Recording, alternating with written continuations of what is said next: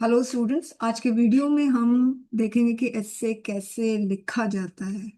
आप लोगों को 600 वर्ड्स का एस्से लिखना है। तो 600 वर्ड्स का मतलब 590, 580, 610, 620 ऐसा हो सकता है, मगर कोशिश करो 580, 590 में ख़त्म कर दो, ताकि आप लोग अपने पूरा क्वेश्चन पेपर आपको खत्म करना है ना, कोई चीज छूट ना जाए। इसी की वजह से स्टूडेंट्स क्या लिखते जाएंगे 650 लिख लो, 700 लिख लो, मगर फिर आपका टाइम वेस्ट हो जाएगा। ओके, तो किस तरह से हमें ऐसे लिखना चाहिए वो हम बात करेंगे। देखिए, 600 वर्ड्स का जो एस्से है ना, वो आपका 45 मिनट्स में खत्म हो जाएगा, आराम से हो जाएगा। ओके, और जो आरसी है उसके लिए मैंने आपको 35 मिनट दिया है। मतलब मैंने बोला कि भाई 35 मिनट में आरसी खत्म कर लो। तो आप लोगों को देखना है कि आप लोगों की जो आरसी वो कितनी देर में खत्म होती है। जैसे अभिषेक है, उसने मुझे बताया कि उसको आरसी खत्म करने में, सॉरी, प्रेसी खत्म करने में उसको 75 मिनट्स लग गया। यानी 1 घंटे से ज्यादा उसको लग गया, तब जाके उसको इतने अच्छे मार्क्स आए हैं। ओके, तो सभी का केस है, जिसको खराब मार्क्स भी आए हैं या जिसको मैंने मार्क्स नहीं भी दिया उनको भी टाइम लग रहा है, जिनको अच्छे मार्क्स आए उनको भी टाइम लग रहा है। तो 75 मिनट्स जो प्रेसी में लग रहा है ना, वो लगेगा स्टूडेंट्स। अभी 75 मिनट्स लग रहा है, थोड़ा सा और प्रैक्टिस करते करते थोड़ा रिड्यूस हो जाएगा, ठीक है। मगर आप लोग ये देखो आरसी में कितना टाइम लग रहा है। आरसी में ना 20 मिनट्स अगर आप लोग दे दोगे ना, सिर्फ 20 मिनट्स आप डिवोट कर दोगे ना, तो आपका जो बाकी 10 मिनट है ना, वो आप प्रेसी में दे सकते हो, क्योंकि प्रेसी ज्यादा टाइम लेगा। ओके, तो आप लोग खुद आपको ना टाइम मैनेजमेंट करना होगा। चलिए अब हम लोग शुरू करते हैं ऐसे। तो आपको 600 वर्ड्स का ऐसे लिखना है, तो किस तरह से वेल स्ट्रक्चर्ड ऐसे आप लोग लिखोगे। फाइन। तो वेल स्ट्रक्चर्ड ऐसे लिखने के लिए सबसे पहले ऐसे में जितने भी शब्द दिए हैं ना, वो सारे शब्दों का मतलब पता होना चाहिए। और फिर आपको ये भी पता होना चाहिए कि वो शब्द जो है ना, उससे कनेक्टेड क्या क्या कंटेंट हो सकता है आपके पास, वो भी पता होना चाहिए। तो मतलब भी, और क्या रिलेटेड कंटेंट आप इसमें डाल सकते हो अपने ऐसे में, ये दोनों पता होना चाहिए। दूसरा है, आपको ऐसे क्वेश्चन को स्प्लिट करना है। जैसे अगर आप लोगों का ऐसे क्वेश्चन विमेन एम्पावरमेंट पे आ गया, ओके, तो सिंपल है, विमेन एम्पावरमेंट। तो विमेन एम्पावरमेंट को भी आप लोगों को स्प्लिट करना है। आपका दो वर्ड हो गया, एक विमेन हो गया, एक एम्पावरमेंट हो गया। स्प्लिट करना बहुत जरूरी है स्टूडेंट। आप लोग टोटालिटी में मत देखना, ओ विमेन एम्पावरमेंट पे ऐसे लिखना है, नहीं, ऐसे नहीं देखोगे। एक विमेन है और एक एम्पावरमेंट है, दोनों अलग अलग देखोगे। संधि विच्छेद करना, डायसेक्ट करना, वो पहले काम करोगे, ठीक है। तो फिर जब आप लोग, अच्छा ये विमेन है, अच्छा विमेन के बारे में हम क्या क्या लिख सकते हैं, फाइन। फिर आता है एम्पावरमेंट। ओके, हम एम्पावरमेंट के बारे में क्या क्या लिख सकते हैं। आपको विमेन के बारे में भी लिखना है, आपको एम्पावरमेंट के बारे में भी लिखना है। मगर अगर स्टूडेंट्स आप लोग टोटालिटी में, एक बार टोटालिटी में ऐसे देख लोगे, तो आप लोग सोचोगे नहीं मुझे विमेन एम्पावरमेंट के बारे में लिखना है। फिर आप ये फिर विमेन के बारे में आप लिख नहीं पाओगे, यहाँ पे गड़बड़ हो जाएगा, ठीक है। आपको विमेन के बारे में भी लिखना है, और फिर आपको विमेन एम्पावरमेंट के बारे में लिखना है, ओके। और एम्पावरमेंट बहुत जनरल वर्ड है, विमेन भी बहुत जनरल वर्ड है। तो एम्पावरमेंट क्या होता है, ये भी बहुत इंपॉर्टेंट है। एम्पावरमेंट, एम्पावरमेंट में वर्ड पावर आता है। तो अगर किसी के पास पावर आ गया तो वो क्या कर सकता है। तो विमेन एम्पावरमेंट का मतलब होता है विमेन को पावर देना। सबसे बड़ा पावर क्या देना होता है पता है, चाहे विमेन पढ़ी लिखी हो या नहीं पढ़ी लिखी हो, सबसे बड़ा पावर विमेन को पता है क्या मिलेगा, डिसीजन मेकिंग का पावर, जो अच्छे खासे घर में भी नहीं होता है। बहुत एफ्लुएंट फैमिली होगी ना, उसमें भी विमेन को अलाउ नहीं किया जाता है डिसीजन मेकिंग में। विमेन को ना कितना बच्चा पैदा करना है, एक करना है। हस्बैंड चाहता है कि नहीं 4 बच्चे हो, मगर विमेन चाहती है एक ही बच्चा हो। डिसीजन मेकिंग, खाना क्या बनेगा, विमेन को ये पसंद है, वाइफ को ये पसंद है, मगर हस्बैंड को जो पसंद है वो बनाएगी। डिसीजन मेकिंग, बच्चा कौन से स्कूल में जाएगा, हस्बैंड बोल रहा नहीं गवर्नमेंट स्कूल में जाएगा, इससे मेरा पैसा बचेगा। और ये वाइफ बोल रही नहीं बच्चे को ना प्राइवेट स्कूल में भेजेंगे, इंग्लिश मीडियम से है, वहां पे खर्चा ज्यादा होगा। डिसीजन मेकिंग, सबसे बड़ा पार यही होता है। ओके, एनीवेज, तो आप लोग स्प्लिट करोगे, फाइन। अब जब आप लोग स्प्लिट करोगे ना स्टूडेंट्स, तो आपका एंटायर जो ऐसे क्वेश्चन है, जैसे यूपीएससी में तो बहुत लंबे लंबे ऐसे क्वेश्चंस होते हैं, 8 वर्ड्स के होते हैं, ठीक है, 11 वर्ड्स के भी होते हैं। तो वो तब मैं बताती हूँ कि पूरा स्प्लिट करो, एक एक वर्ड को समझो। मगर आप लोगों में ज्यादा से ज्यादा 4 वर्ड्स के ऐसे होंगे, 4 वर्ड्स में मतलब ऐसे क्वेश्चन में 4 वर्ड्स होंगे। तो ऐसे के आप लोगों को ज्यादा दिक्कत होने वाली नहीं है। जब आप लोग स्प्लिट कर लोगे तो आप लोग देखना कौन सा जनरल कंपोनेंट है और कौन सा स्पेसिफिक कंपोनेंट है। स्पेसिफिक कंपोनेंट का मतलब क्या होता है? जिसके बारे में आप सबसे ज्यादा आपको बातें करनी है अपने मेन बॉडी में, उसको हम स्पेसिफिक कंपोनेंट कहते हैं। और जनरल कंपोनेंट जिसके बारे में थोड़ा सा आपको बात करना है। ओके। तो विमेन एम्पावरमेंट में एक्चुअली में जनरल कंपोनेंट विमेन है, जिसके बारे में आप थोड़ा सा आपको बात करना है। और मेन बॉडी में किसके बारे में बात करनी? पूरा का पूरा एम्पावरमेंट के बारे में। अब किसका एम्पावरमेंट? विमेन। अब हो गया ना दोनों का कनेक्शन। तो जब आप आफ्टर स्प्लिटिंग आइडेंटिफाई कौन सा जनरल कंपोनेंट है, कौन सा स्पेसिफिक कंपोनेंट है। और स्पेसिफिक कंपोनेंट के बारे में आपको सबसे ज्यादा आपको बात करनी है मेन बॉडी में, और जनरल कंपोनेंट के बारे में आप पहले ही बात कर लो, इंट्रो में ही बात कर लो तो अच्छा रहेगा। और पूरे मेन बॉडी में you just make connection between the two components, S women और एम्पावरमेंट। अपने आप स्ट्रक्चर हो जाएगा, बहुत अच्छा होगा। ओके। तो अगर आप लोग ऐसे रिलेशनशिप बिल्ड कर पाओगे दोनों कंपोनेंट में, तो आप ऐसे क्वेश्चन को एड्रेस कर पाओगे, उसके डिमांड को समझ पाओगे, और आप कंटेंट भी रेलिवेंट दे पाओगे। ओके। और आप मॉडिफाई भी कर पाओगे कंटेंट को अपने ऐसे क्वेश्चन के अकॉर्डिंग। फाइन। और सबसे अच्छी बात है कि आप ना पूरे, आसान है कि ना कोई भी आप ऐसे लिख रहे हो 600 वर्ड्स में, और आपको हर एक पीस ऑफ कंटेंट को किस तरह से अरेंज करना है पूरे एंटायर ऐसे के आंसर में, बहुत मुश्किल है। पहले ये लिखना है कि पहले ये वाला पीस ऑफ कंटेंट पहले आएगा कि ये वाला बाद में आएगा, ये चीज तो मुश्किल है। मगर अगर आप लोग ऐसे स्प्लिट कर लोगे ना, तो आपको आराम से आप इन अपने एंटायर कंटेंट को पैराग्राफ्स में डिवाइड कर पाओगे, प्रॉपर पैराग्राफ्स में ऑर्गेनाइज मैनर में लिख पाओगे। और सबसे अच्छी बात है, आपको पता रहेगा इंट्रो में क्या लिखना है, कंक्लूजन में क्या लिखना है। ओके। अच्छा। अब हम आइडेंटिफाई कैसे कर पाए जनरल कंपोनेंट है कि स्पेसिफिक कंपोनेंट, आइडेंटिफाई करना भी हमें सीखना होगा। ओके। तो और हम जब आइडेंटिफाई कर लेंगे उसके बाद हमें क्या है, हमें रिलेशनशिप बिल्डअप करना है। फाइन। जनरल कंपोनेंट और स्पेसिफिक कंपोनेंट। तो जनरल कंपोनेंट क्या होता है? जनरल कंपोनेंट ऐसा होता है जो पूरे ऐसे क्वेश्चन को इनकम्पास करता है, जो पूरा जनरल बात है। मतलब कहने का मतलब है विमेन एम्पावरमेंट में विमेन जो है वो जनरल है। कैसे जनरल है? इन द सेंस, अच्छा, विमेन एम्पावरमेंट, विमेन से रिलेटेड तो क्राइम के बारे में भी बात हो सकता है, विमेन से रिलेटेड तो इक्वालिटी के बारे में भी बात हो सकता है। तो बहुत सारी बातें विमेन से रिलेटेड हो सकती है। मगर यहाँ पर हम क्या बात कर रहे हैं? विमेन को एम्पावरमेंट से जोड़ रहे हैं। तो एक्चुअली में विमेन पूरा जनरल कंपोनेंट है, और ये ब्रॉड थीम को रिप्रेजेंट करता है। स्पेसिफिक क्या है? एम्पावरमेंट। क्योंकि एम्पावरमेंट क्यों स्पेसिफिक हो गया? इसलिए स्पेसिफिक हो गया क्योंकि इसको विमेन स्पेसिफाई कर रहा है। हम मर्दों का एम्पावरमेंट की बात नहीं कर रहे हैं, हम बच्चों के एम्पावरमेंट की बात नहीं कर रहे। चाइल्ड लेबर है ना, तो वहां पे भी एम्पावरमेंट की जरूरत है। हम बच्चों के एम्पावरमेंट की बात नहीं कर रहे, हम किसकी बात करें? विमेन के एम्पावरमेंट की। तो हमने एम्पावरमेंट को स्पेसिफाई कर दिया विमेन से कनेक्ट करके, तो एम्पावरमेंट क्या हो गया? स्पेसिफिक कंपोनेंट हो गया है। अंडरस्टूड? ठीक है। अब हम दोनों, जब हम अपना ऐसे लिख के आंसर्स लिखेंगे तो हम दोनों में रिलेशनशिप को बिल्डअप करेंगे। अंडरस्टूड? अब देखिए, जैसे मैं आपको अब ये चीज समझाती हूँ। सपोज आपका ये ऐसे क्वेश्चन है, इंडियन स्पोर्ट्स फर्स्ट ऐसे क्वेश्चन, सेकंड ऐसे question Indian sports it's rural roots. देखिए मैं कैसे ऐसे क्वेश्चन को बढ़ा रही हूँ, लंबा कैसे कर रही हूँ। तीसरा है Indian sports it's rural roots facing neglect. फिर ऐसे क्वेश्चन को और लंबा कर दिया, Indian sports it's rural roots bridging opportunity gaps. Fine.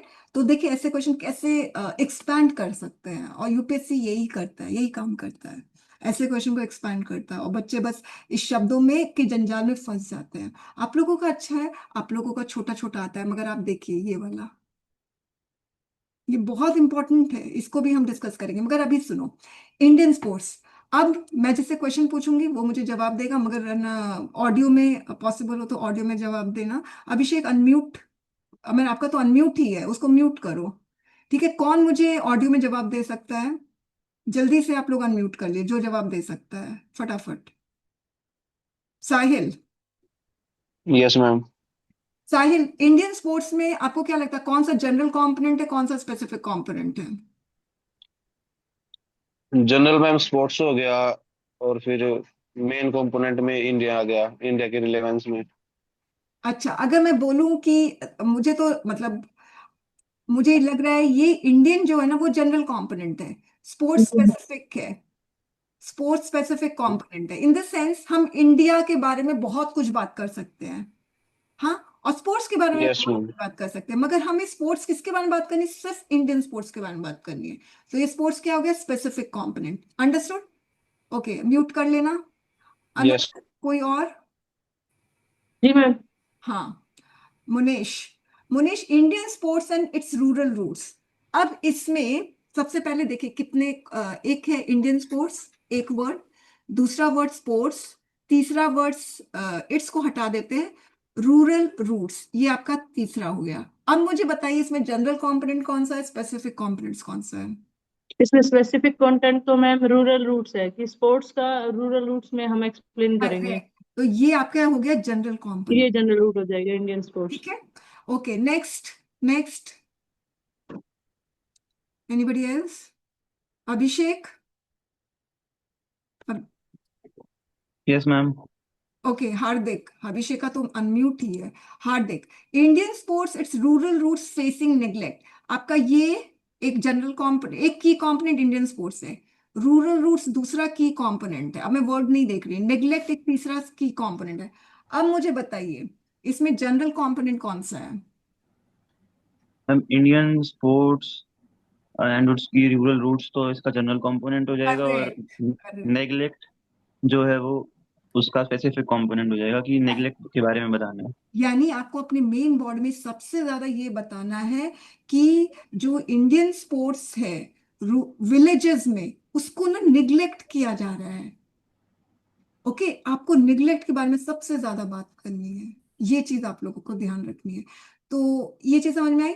अब next, Indian sports it's rural roots bridging opportunity gap, anybody else who can unmute? चलिए chat में बताइए इसमें स्पेसिफिक कंपोनेंट कौन सा है। और bridging opportunity gap bridging is ma'am. Specific. Correct, bridging opportunity gap. Okay, यानी जो एथलीट्स हैं जो विलेज से बिलोंग करते हैं, उनको अपॉर्चुनिटी नहीं मिल रही है, तो वो अपॉर्चुनिटी गैप को फिल करना है। ओके, उसको ब्रिज करना है। फाइन, क्यों करना है?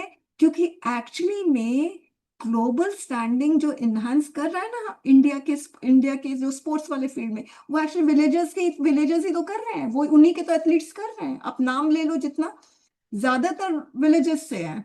अंडरस्टूड? तो रीजन भी आपको पता चल गया। फाइन, ठीक है।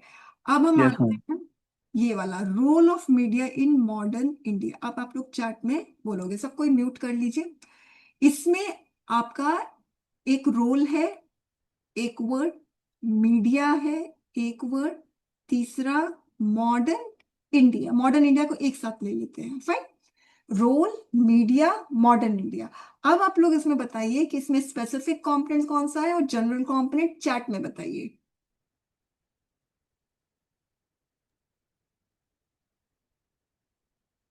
इसमें स्पेसिफिक कंटेंट मीडिया के रोल के बारे में मैम, और जनरल कंटेंट जो है India. General component modern India है। ओके, अब स्पेसिफिक कंपोनेंट क्या है? रोल है कि मीडिया है? मीडिया का रोल मॉडर्न इंडिया में जो है। नहीं, मैं पूछ रही हूँ मॉडर्न इंडिया तो जनरल कंपोनेंट है, बाद में व्हेन वी विल राइट ऐसे then will establish the link. मगर अभी मुझे बताओ स्पेसिफिक कंपोनेंट रोल है कि मीडिया है? रोल है मैम। रोल है, यानी आपको रोल के बारे में सबसे ज्यादा बात करनी है कि मीडिया का रोल क्या है।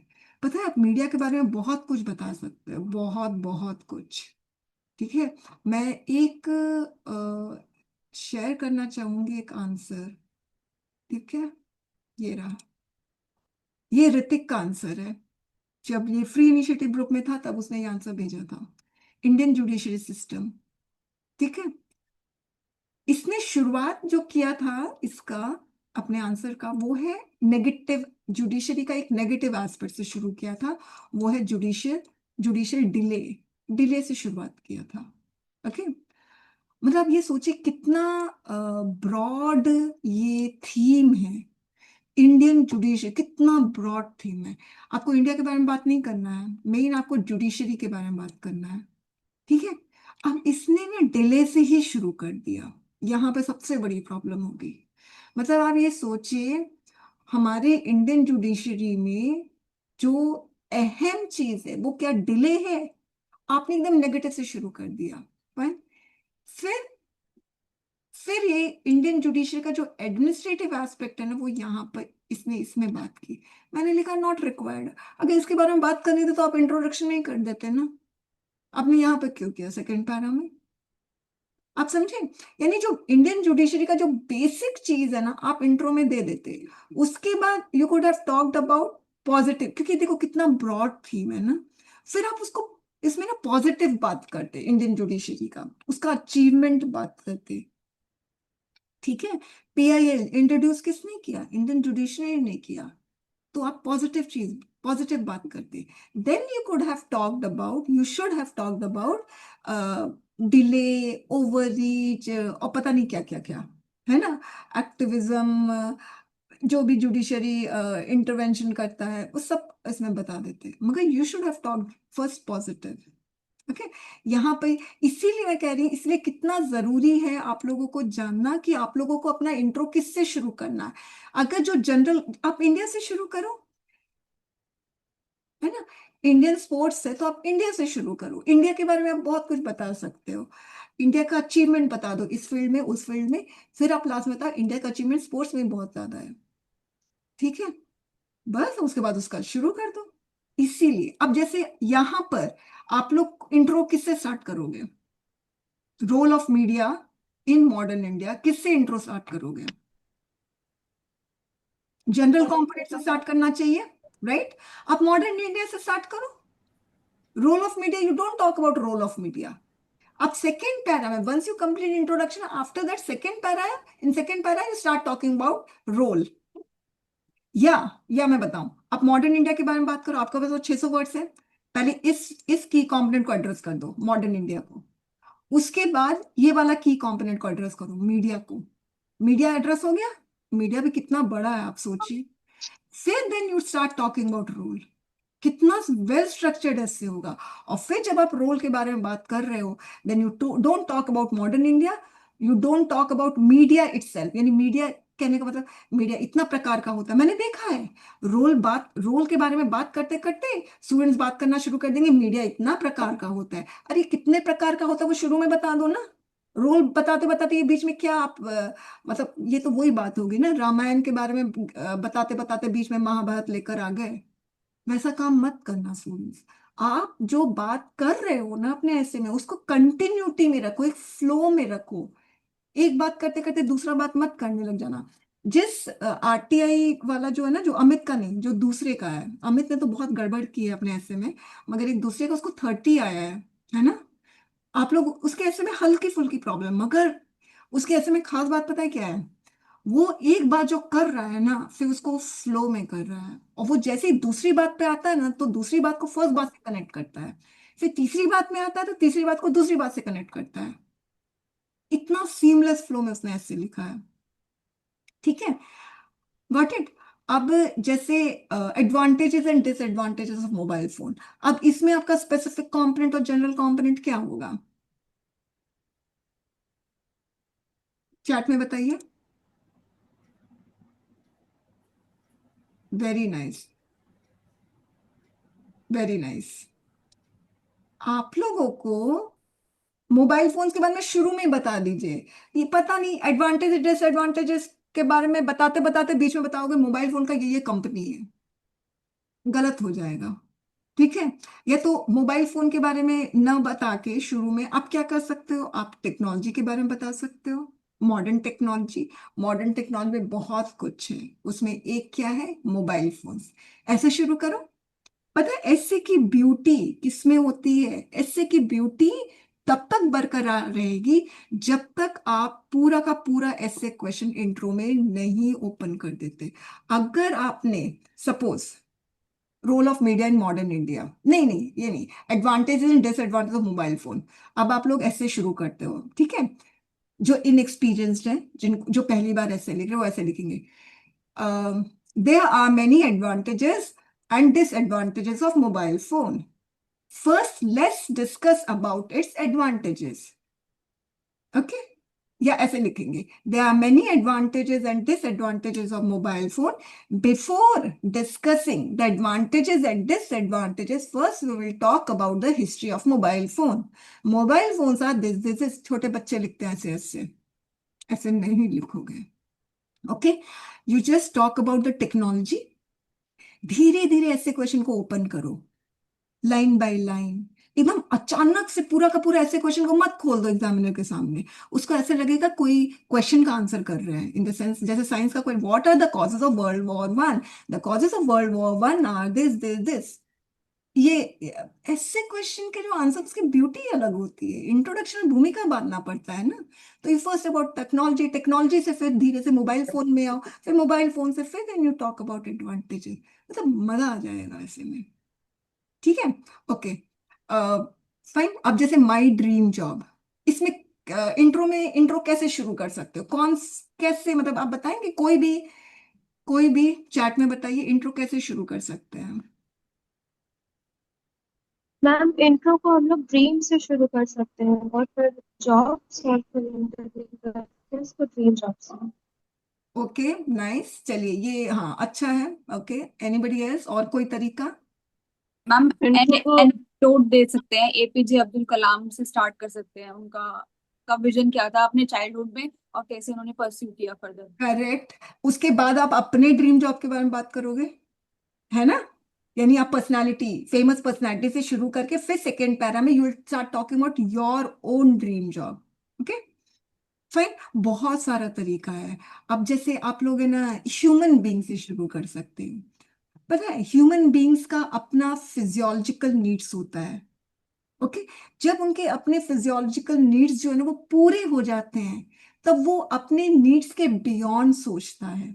जैसे मैं बताऊं, जो इंडिपेंडेंट फ्रीडम स्ट्रगल हुआ था भारत में, है ना, 1947 के पहले जितने भी फ्रीडम स्ट्रगल हुए थे, उसमें आप लोग देखोगे जो बहुत ज्यादा पुअर लोग हैं वो लोग फ्रीडम स्ट्रगल में पार्टिसिपेट नहीं किए थे, और जो बहुत बड़े बड़े फ्रीडम फाइटर्स थे ना, they were either they belong to affluent family or they had their own two meals, वो लोग को मिल जाता था खाना, तो they could have thought about something beyond it। मगर जिनका पेट ही नहीं भरा है वो क्या सोच सकते हैं आगे? नहीं सोच सकते ना। तो अगर हम लोग शुरू करें, जैसे मैं अगर शुरू करूँ तो मैं फिजियोलॉजिकल नीड्स से, उससे मैं शुरू करूंगी। जब हमारी फिजियोलॉजिकल नीड्स पूरी हो जाती है then we start dreaming. Otherwise हम लोग क्या ड्रीम करेंगे? अरे मेरे को एक वक्त का खाना मिल जाए यार, वो मेरे को 2 रुपए मिल गए ना, चलो मैं इससे कुछ खरीद लेकर खा लूं, है ना? मगर जैसे ही हमारा फिजियोलॉजिकल नीड्स पूरा हो जाएगा, उसके बाद we will start thinking beyond our body. Okay, फिर हम लोग अपने सोल को सेटिस्फाई करने के लिए सोचेंगे। तो सोल कब सेटिस्फाई होगा? जब हम we will land up in our dream job, and my dream job is this this this. Got it? तो आप लोग ब्यूटिफाई करके, मैं ये नहीं कह रही सेंटेंस सिंपल रखो, मगर होता है ना एक शुरुआत वाला जो होता है वो बड़ा पावरफुल होना चाहिए। ओके ठीक है, अब मैं आ रही हूं इसमें। देखिए वैसे ही मैंने देखो कैसे ऐसे क्वेश्चन को एक्सपैंड किया है। सोशल मीडिया, फिर सोशल मीडिया में से, अब सोशल मीडिया में यू विल, पता है कि सोशल मीडिया कितना बड़ा है, बहुत ब्रॉड थीम है। अब उसमें आप लोगों को किसके बारे में बात करनी है? आप ना मीडिया के बारे में बात कर लो, शुरुआत में, या आप सोसाइटी के बारे में, बेस्ट क्या है, ये जनरल कंपोनेंट है, सोशल जनरल कंपोनेंट है, एक्चुअली में स्पेसिफिक मीडिया है। तो आप सोशल के बारे में बात कर लो, सोसाइटी के बारे में बात कर लो, एक दूसरे से कैसे इंटरकनेक्टेड रहते हैं लोग, इंटरैक्ट कैसे करते हैं, ये सारा बात कर लो। फिर आप सेकेंड पैरा में स्टार्ट टॉकिंग अबाउट मीडिया, कि मीडिया एक जरिया है इंटरैक्ट करने का। तो बस शुरू हो जाओ, सोशल मीडिया प्लेटफॉर्म। और फैक्ट्स है ना, वो पहले बता दो स्टूडेंट्स, ऑलवेज रिमेंबर, जितना फैक्ट है, सोशल मीडिया प्लेटफॉर्म है, क्या क्या है, ट्विटर है, इंस्टा है, ये है, वो है, फैक्ट्स यू स्टेट सबसे पहले। ऐसा ना हो कि सोशल मीडिया के बारे में आप बहुत कुछ बता, सोशल मीडिया जब भी इतना ब्रॉड थीम आता तो आप पता नहीं, आप समझ लो आप लोग समुद्र में घुस गए हो और गोता ही लगाते जाओगे। ओके, जब इतना ब्रॉड थीम आता तो बेटर क्या है, you first talk about role बता दो, फिर आप उसका एडवांटेज बता दो, आप डिसएडवांटेज, और जैसे ही डिसएडवांटेज बताओगे तभी सोल्यूशन आ जाएगा। और try to start with positive aspect of some question, है ना, सर्टेन क्वेश्चन। शुरुआत नेगेटिव से कोशिश करना कि नहीं करो। फाइन। अगर आप देखो, चलिए हम बात करेंगे अब जैसे सोशल मीडिया मिस इन्फॉर्मेशन, अब ये स्पेसिफिक कंपोनेंट हो गया, तो आप सोशल मीडिया के बारे में इंट्रोडक्शन में बता दो, फैक्ट्स बताना जो बताना है, फिर you talk about misinformation hub. वैसे ही social media misinformation hub, challenge to democracy, इसका साफ मतलब है स्टूडेंट्स, ये जो मिस इन्फॉर्मेशन है, अब इसमें यूपीएससी के जो बच्चे हैं, स्पेशली सीएपीएफ के बच्चे, वो लोग क्या करते, क्या गलती करते, वो मैं बता रही हूँ। ये लोग सिर्फ इतना देखते हैं, ये वाली चीज, ओके, कि सोशल मीडिया में मिस इन्फॉर्मेशन पूरा स्प्रेड वायरल है ना, ये इसके बारे में बहुत बातें करते हैं, मगर फिर डेमोक्रेसी से कनेक्ट नहीं करते हैं। डेमोक्रेसी से कनेक्ट करना ही पड़ेगा। किस तरह से मिस इन्फॉर्मेशन एक चैलेंज है डेमोक्रेसी के लिए, दैट्स वेरी इंपॉर्टेंट। अंडरस्टूड। अब देखो और एक्सपैंड किया, सोशल मीडिया मिस इन्फॉर्मेशन अब काउंटर्ड विद डिजिटल लिटरेसी। अब इस क्वेश्चन के बारे में आप लोग पहले अच्छे से देख लीजिए क्या है, और फिर मुझे बताइए इसको कैसे एड्रेस करेंगे। हालांकि देखिए इतना लंबा क्वेश्चन आपका नहीं आता है, मगर आपका दिमाग खुलेगा, ओके, आप लोग को समझ में आएगा कि ऐसे क्वेश्चन कैसे समझना चाहिए। फाइन। अब मुझे बताइए इसको किस तरह से एड्रेस करेंगे अपने कंटेंट में।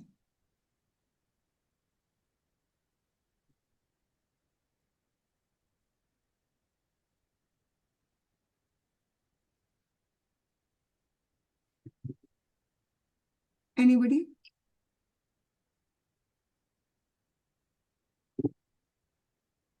संभल communal violence due to fake news on FP. ठीक है, ओके, वेरी नाइस। अब सुनो, पुनीत ने लिखा है digital literacy can help identifying fake news.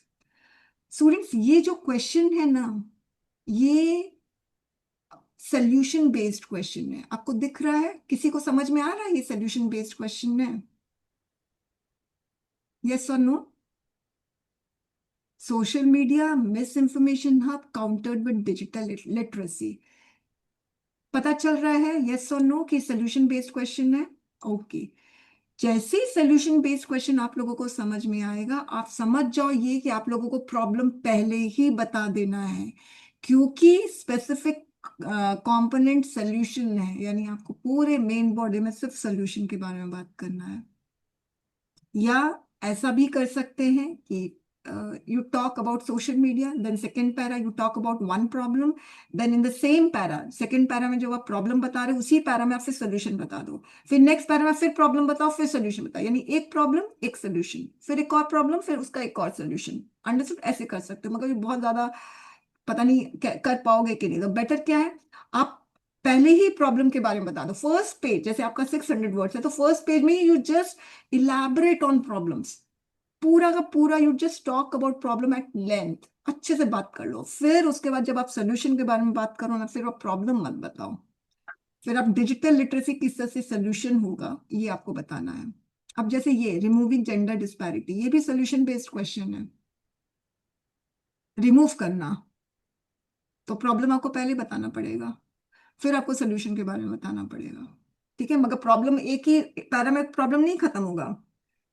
Okay, problem आप देख लो कितने पैरा आपको प्रॉब्लम, और कितना प्रॉब्लम बताना है ये देखो, कि इस जेंडर डिस्पैरिटी की वजह से क्या प्रॉब्लम हो रही है ये पहले बताओ अच्छे से, और क्या क्या प्रॉब्लम हो रही है। आप बोलो मैं सिर्फ 3 ही प्रॉब्लम बताऊंगा कि जेंडर डिस्पैरिटी से ये 3 प्रॉब्लम, ये ना पहले ड्राफ्ट तैयार करते हैं ना इससे का, तो आप सोच रहे नहीं मुझे तो सिर्फ 3 ही प्रॉब्लम बताना है, और फिर उसके बाद I will talk about solution. वरना अगर आप सोचोगे नहीं मैं 10 प्रॉब्लम बताऊंगा, स्टूडेंट्स जब प्रॉब्लम बताते हैं ना कैसे comma comma, 1 problem comma, second problem comma, third problem comma, ऐसे नहीं, इलैबोरेट। फिर प्रॉब्लम के बारे में बता दो।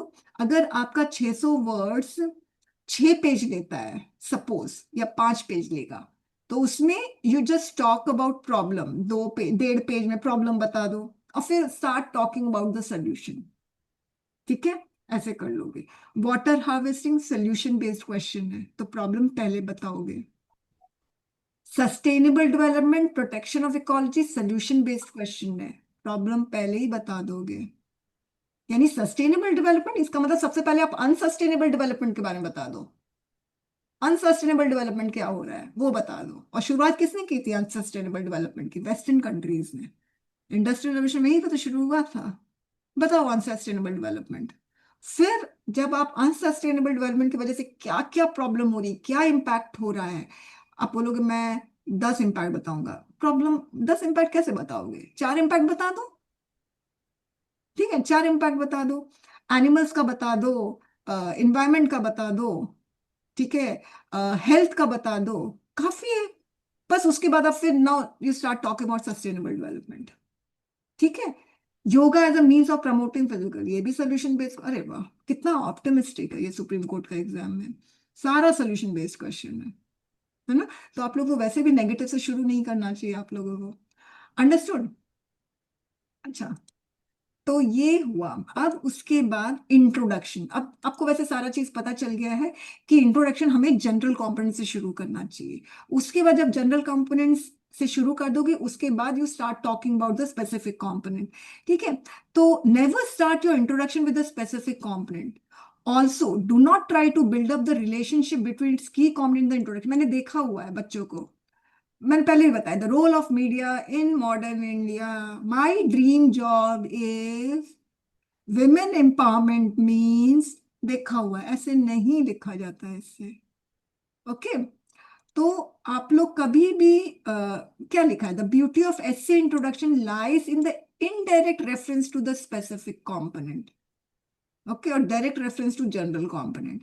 So exposing the whole essay question in your introduction might ruin its beauty. It is therefore strongly recommended not to hit the essay question directly in your introduction.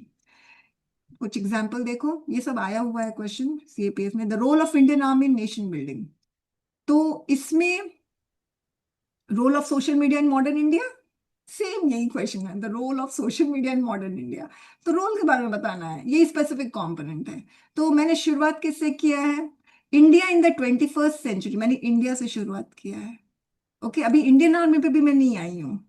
मजा तो तब है ना जब पहले इंडिया के बारे में बात करूं, फिर मैं नेशन बिल्डिंग के बारे में बात करूं, फिर मैं आर्मी पे आऊं। तभी तो ना धीरे धीरे ओपन करी, सस्पेंस में रखे हल्का सा। India in the 21st century striving for security, justice, economic development, social, which are the pillars of nation building. यानी मैंने नेशन बिल्डिंग को एड्रेस कर दिया। आपको ऐसे क्वेश्चन के हर एक कॉम्पोनेंट को एड्रेस करना पड़ेगा ना, तो मैंने नेशन बिल्डिंग को एड्रेस कर दिया, मैंने इंडिया को भी एड्रेस कर दिया। फिर सिक्योरिटी कम्स फर्स्ट, सिक्योरिटी कहीं नहीं मगर तो डालना पड़ेगा, security comes first in this order because the other pillars will firmly grounded only if the nation's security remains intact. And who is responsible for nation security? मैं second para में लिखूंगी, Indian Army is responsible for nation security। हो गया? अभी भी मैं role पे नहीं आई हूं, अब उसके बाद मैं रोल पे आऊंगी। ओके, सेकेंड पैरा, क्योंकि हम लोग को तो 300 वर्ड्स में लिखना पड़ता है ना सीएपीएफ का, तो हम लोगों को इंट्रो ना तो छोटा रखना पड़ता है। और मैं हमेशा बच्चों को कहती हूँ ऐसा ना हो कि एग्जामिनर आंसर ही आपका ढूंढता रह जाए। अरे फर्स्ट पैरा में आंसर नहीं है, यानी फर्स्ट पैरा में रोल के बारे में बात नहीं कर रहा, चलो सेकंड पैरा में बात करेगा, वहां पर भी एग्जामिनर ढूंढ रहा है, सेकंड पैरा में भी नहीं है, थर्ड पैरा, चलो सेकंड पेज में देखते हैं शायद उसमें उसने रोल के बारे में बात की। बेचारा मार्क्स देने के लिए तड़प रहा है एग्जामिनर, मगर उसको दिखाई नहीं दे रहा है आंसर। ऐसा काम मत करना, ठीक है। मैंने मैंने देखा है, ऐसे आंसर भी देखे हैं जिसमें जो स्पेसिफिक कंपोनेंट है उसको कंक्लूजन में एड्रेस किया है, और पूरा ये सब के बारे में पूरा अच्छा से बता दिया। इंडियन आर्मी में नेवी होता है, ठीक है, ये सारा एयरफोर्स, ये सारा बता दिया। ठीक है, फिर पैरामिलिट्री फोर्सेस होते हैं इंडियन आर्मी में, वो भी बता दिया, आसाम राइफल्स, ये वो सारा बता दिया। रोल आ ही नहीं रहा है। मैंने बहुत ढूंढा, फिर मुझे कंक्लूजन में दिखा। मैंने कहा भाई वाह, क्या बात है, कितना मेरा टाइम वेस्ट हुआ, इमेजिन। एग्जामिनर को इरिटेट मत करो स्टूडेंट्स, ठीक है। अ, जैसे आप लोगों ने जो आरसी था, जिसमें व्हाट ऑस्ट्रेलियन फाउना कॉन्स्टिट्यूट्स ये वाला क्वेश्चन था, उसमें मैं ढूंढ रही हूँ, अच्छा ये एनिमल ओ इंसर्कल कर दिया। अरे सीधे मतलब वो मैंने वीडियो जो फॉरवर्ड किया था, मुझे इसी बैच के स्टूडेंट ने भेजा था, उस वीडियो में क्या बोला है कि आंसर चमकना चाहिए एग्जामिनर की नजरों में। इस तरह से लिखो कि चमके आंसर, वो तुरंत तुरंत मार्क्स दे। हरबीर जो है वो अपने रीडिंग कॉम्प्रिहेंशन में उसके पास सेंस है अंडरलाइन करने का, ठीक है, अंडरलाइन करने का भी सेंस होना चाहिए। अब देखो, ये है अंडरलाइन, आप देख रहे हो क्या गजब अंडरलाइन किया है। ऐसे ही अमित ने किया है, अपना माथा पकड़ लो। मैंने जिसने भी अंडरलाइन किया है, मुझे पता नहीं अविनाश है, मुझे ऐसे बहुत सारे स्टूडेंट्स होते हैं जो हर चीज को अंडरलाइन कर देते हैं। अरे हमने लिखा है तो सब इम्पोर्टेंट होगा, ठीक है। अब एग्जामिनर को क्या हाईलाइट हो रहा है, जो नॉन अंडरलाइन है वो हाईलाइट हो रहा है, इमेजिन, ठीक है। एक ने ना अंडरलाइन, एक जिसकी आदत होती है बहुत सारी चीजों को अंडरलाइन करने की, तो उसने ना अंडरलाइन किया था ग्लोब, GLOBE, ग्लोब।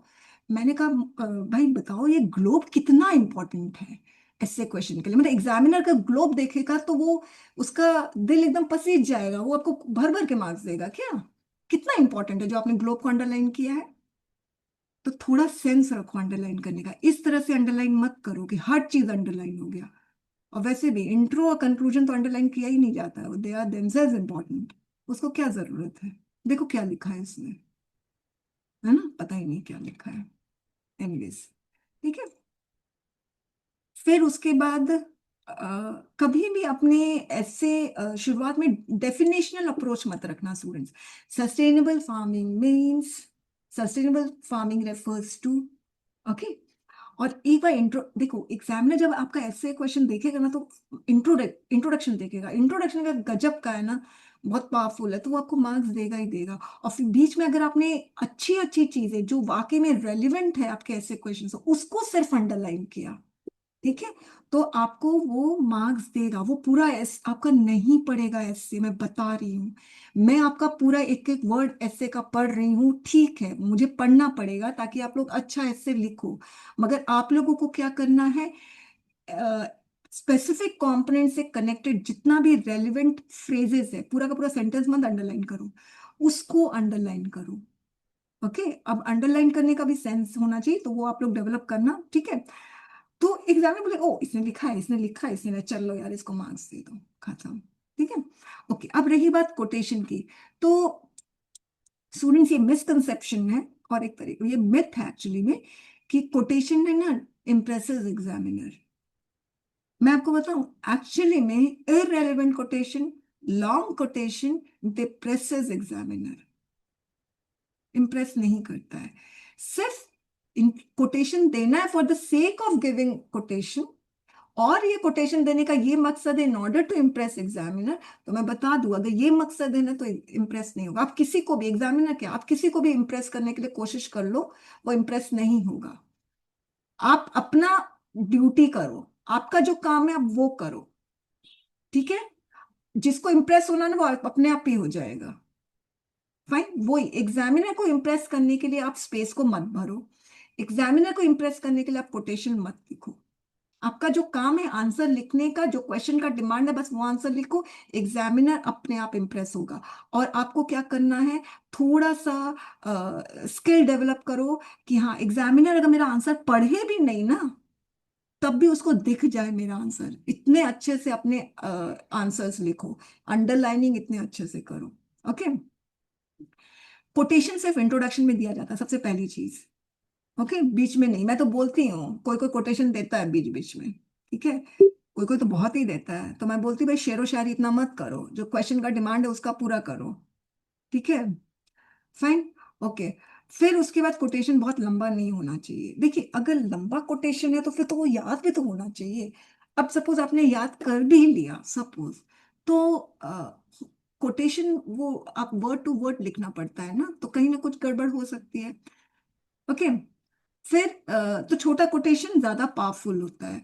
और फिर कोटेशन को हमेशा डबल इन्वर्टेड कॉमास में, ये जो डबल इन्वर्टेड कॉमास है ना स्टूडेंट्स, ये अपने आप में बताता है। अगर सपोज कोटेशन है, आपको ये नहीं पता ये कोटेशन किसने बोला है, ये कोट किसका है, ये नहीं पता है, तो आप ये डबल इन्वर्टेड कॉमास लिख दोगे ना कोटेशन में, सपोज आपने यहाँ पर लिखा डबल इन्वर्टेड कॉमास, तो ये मतलब कि अंडरस्टूड है कि ये आपका लाइन नहीं है। डबल इन्वर्टेड कॉमास का मतलब ही यही है कि आपका लाइन नहीं है। ओके, और बहुत फेमिलियर ओवर यूज कोटेशन मत लिखना। Unity in diversity, democracy for the people, by the people, ये सब मत लिखना। कोटेशन तभी देना जब रेलिवेंट हो।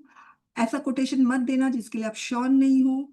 और अगर सपोज कोटेशन कौन, ये कोट कौन बोला ये नहीं पता है, तो जबरदस्ती का कोई और नाम मत देना। सिंपल डबल कोट्स में भी दोगे, नाम नहीं लिखोगे तब भी सही है, कोई प्रॉब्लम नहीं है। डोंट एट्रीब्यूट, ठीक है, डू नॉट बी फूल। हाँ, कोई कोई कोर्स को बनाते हैं खुद से, तो एग्जामिनर को ऐसे ब्लफ नहीं कर सकते हैं। ठीक है, इम्प्रेस करने के लिए कोटेशन मत देना। ठीक है, कोटेशन तभी देना जब आपका कोटेशन ऐसे क्वेश्चन को जस्टिफाई कर पा रहा हो और आप उसको इंट्रो से कनेक्ट कर पा रहे हो। कोटेशन को हमेशा इंट्रो से कनेक्ट करना है स्टूडेंट्स, ऐसे ही कोटेशन को नहीं देना है। जैसे इसने लिखा था एग्रीकल्चर इंडिया, ये भी जेसीए के स्टूडेंट का है।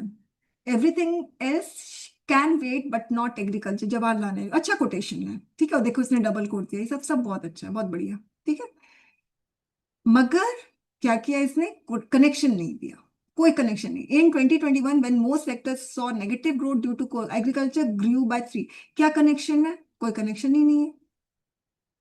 ओके, तो ये कोर्ट में अगर कनेक्ट आप नहीं करोगे ना, कोर्ट एकदम अनाथ टाइप का लग रहा है कि बस बोल दिया है ना, मगर कोई इसका केयर ही नहीं करने वाला है। उसको बकायदा कनेक्ट करोगे। द अबव कोर्ट देखिए, जैसे ये वाला कोटेशन देखिए, empowering the nation with women lead initiative, ये क्वेश्चन है, empowering the nation with women lead initiative. ठीक है, तो इसमें मैंने कोटेशन दिया, women are the largest untapped reservoir of talent in the world. Hillary Clinton. This powerful thought bounds us to accept the grim fact that women's talents are underutilized. क्यों untapped लिखा है, तो underutilized, तो ये quotation अनाथ लग ही नहीं रहा है, इसका यहाँ पे कनेक्शन हो गया। अंडरस्टूड, तो कोटेशन को कनेक्ट करना बहुत जरूरी है। अब स्टूडेंट्स कंक्लूजन, कंक्लूजन जो होता है ना, वो पूरे आपके एसे का फाइनल, मतलब फाइनल होता है, क्लोजर होता है, और उसमें आप अपना फाइनल ओपिनियन देते हो, और वो ओपिनियन की कंपोनेंट से कनेक्टेड, ऐसे क्वेश्चन में जितने भी की कंपोनेंट्स है ना उससे कनेक्टेड रहता है। जैसे कि मैं बोलती हूँ भाई, इंट्रोडक्शन आप जब देते हो अपने ऐसे का, तो इंट्रोडक्शन में आप ऐसे क्वेश्चन को पार्शियली ओपन करो, आधा ओपन करो थोड़ा सा, role of social media in modern India, तो we will talk about modern India, तो मैंने आधा ओपन किया। फिर सेकेंड पैरा से थोड़ा सा ज्यादा ओपन किया, फिर ऐसे करके पूरा ओपन कर दिया, राइट। मगर कंक्लूजन में आप सारे ऐसे क्वेश्चन के सारे की कंपोनेंट्स को अपने कंक्लूजन में डालोगे।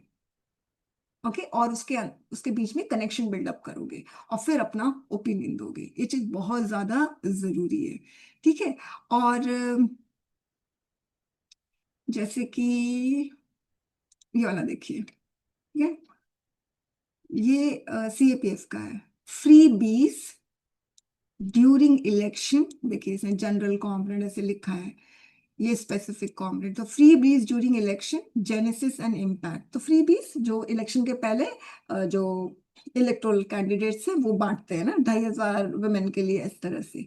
फ्री बीज during election, genesis and impact, यानी उसका ओरिजिन कब हुआ, उसका इम्पैक्ट क्या है। फाइन, अब इसका हमें कंक्लूजन देखते हैं। ये है कंक्लूजन, ये रहा, finally there is nothing wrong in having a policy led elaborate social security program that seeks to help the poor. But such a program needs well thought out preparation and targeted delivery. Government during their term should focus on investing in socio-economic development and provide sustainable livelihood and opportunities for people. ये जो social security programme है ना, actually ये free बीज है, ठीक है।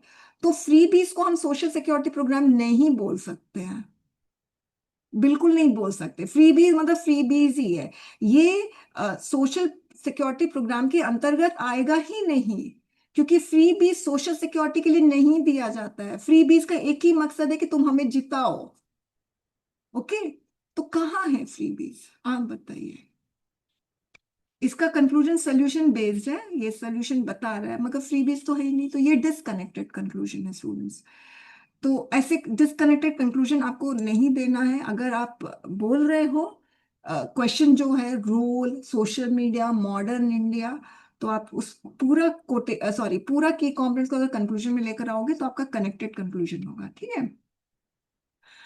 और फर्म स्टैंड लेना, आपका जो भी ओपिनियन है सेक्युलर डेमोक्रेट। अब जैसे वुमेन एम्पावरमेंट पे पता है एक स्टूडेंट ने लिखा था कि ऑल वुमेन आर ऑप्रेस्ड, ठीक है, ऑल वुमेन। तो मैंने उससे पूछा कि वाकई में सभी नारी सभी महिलाएं दुनिया की सब ऑप्रेस्ड है क्या? इतना अब्सोल्यूट टर्म लिख रहे हो ऑल, तो ये सब चीज से बचो। ये सेक्युलर नहीं है, डेमोक्रेटिक नहीं है, कॉन्स्टिट्यूशन नहीं है। इतना जनरलाइज्ड ओपिनियन नहीं देना चाहिए और इतना एक्सट्रीम ओपिनियन कि ऑल वुमेन, फाइन। फिर एक ने लिखा था जो मैं यहाँ पे मैंने कोट किया है, द गवर्नमेंट, ये स्टूडेंट का ही है, the government must approve the reservation system in India. मतलब ये लाइन जैसे ही लिखा ना, तो मैंने उस स्टूडेंट से पूछा कि भाई जनरल कैटेगरी के हो क्या? तो बोले हाँ मैम। मैंने कहा पता चल रहा है इस लाइन से, ओके। ये अनकॉन्स्टिट्यूशनल रिजर्वेशन देने का एक मकसद था और वो सेम मकसद था, वो ऐसे नहीं इलॉजिकल सा कुछ नहीं, ठीक है। बैकवर्ड क्लासेस को फॉरवर्ड की तरफ लेकर आने का, under privilege section of society को आगे लेकर आने का, और बहुत हद तक फुलफिल भी हुआ है। राजस्थान में इस तरह के ट्राइब्स हैं जिनको ये तक नहीं पता है कि वो लोग जहाँ रहते हैं ना वो राजस्थान है, राजस्थान भारत में है, भारत का प्राइम मिनिस्टर नरेंद्र सिंह मोदी है, ये तक नहीं पता है उनको। उनको बोला जा रहा है कि आप आइए हम आपको जॉब दिलाएंगे, गवर्नमेंट बोल रही है, मगर उन लोगों को पता ही नहीं है। तो कितना जरूरी है उन लोगों को सोसाइटी में, हमारे समाज में इंटीग्रेट करने का, एसिमिलेट करने का, ताकि डेमोग्राफिक डिविडेंड, एक ये जो ट्राइब्स है वो लोग हमारे नेशन के ग्रोथ में पार्टिसिपेट कर नहीं रहे हैं, कंट्रीब्यूशन तो दूर की बात है। तो अगर पार्टिसिपेट करेंगे तो क्या होगा, हमारा जीडीपी तो बढ़ेगा, इसलिए बहुत जरूरी है। हाँ, मैं साथ में ये भी मानती हूँ कि जिसको बेनिफिट मिल गया है और जो आगे बढ़ चुके हैं उन लोगों को अपना रिजर्वेशन ब्रैकेट में जो है ना उनसे निकल जाना चाहिए, मुझे ऐसा, मैं अपना पर्सनल ओपिनियन बता रही हूँ। मगर जिन लोग अभी तक जिन लोगों को बेनिफिट नहीं मिला है उन लोगों को आना चाहिए, जो क्रीमी सेक्शन है उन लोगों को हट जाना चाहिए, मुझे अपना ओपिनियन मैं दे रही हूँ, ठीक है। और आपका जो होना चाहिए वो ऑप्टिमिस्टिक होना चाहिए, आशावादी। कभी नेगेटिव, कोशिश करो कि नेगेटिव से शुरुआत मत करो, कोशिश करो, ठीक है। और एंड भी नेगेटिव से ना हो, चाहे कितना भी नेगेटिव आपका, वैसे आएगा नहीं, सीपीएफ में आता है नेगेटिव बेस्ड क्वेश्चन, ठीक है, पूरा निराशावादी क्वेश्चन, कितना भी निराशावादी क्वेश्चन हो, है ना, आपको आशावादी ही होना है, फाइन, ओके। हवा में बातें नहीं करना है, और जो रेलिवेंट है, फिजिबल है, प्रैक्टिकल है वो बात करो, फाइन। कोटेशन कंक्लूजन में नहीं, कहीं नहीं, शुरुआत में दो सिर्फ, हाँ। अपना ओपिनियन कंक्लूजन में, अपना ओपिनियन होता है ना। रेलिवेंस, रेलिवेंस तभी होगा कंक्लूजन में जब आप जब सारा ऐसे क्वेश्चन का की कंपोनेंट्स आप अपने कंक्लूजन में डालोगे तभी वो रेलिवेंट होगा, अदरवाइज वो रेलिवेंट नहीं होगा, फाइन, ठीक है। अब हम आते हैं कि ऐसे का मेन बॉडी में हमें क्या बात करनी है।